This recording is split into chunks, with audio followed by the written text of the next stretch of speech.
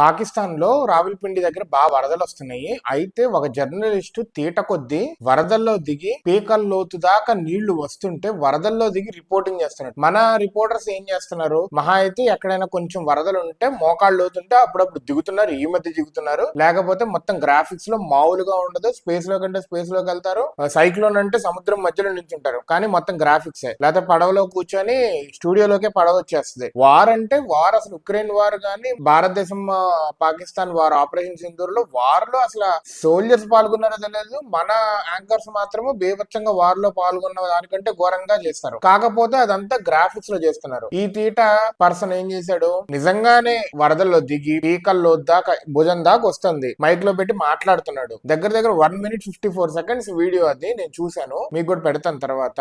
1 minute 54 seconds దాకా వాడికి ఒక హాఫ్ మినిట్ నుంచి తెలుస్తానే ఉంది కరెంట్ అనేది పెరుగుతా ఉంది, వస్తుంది, అలలే ఫ్లో అనేది పెరుగుతా ఉంది, భుజం నుంచి మెడ దాకా ఉంది. Then he need to come out, right? ఒక నిమిషం చేశాడు, తర్వాత వచ్చేసేయాలి.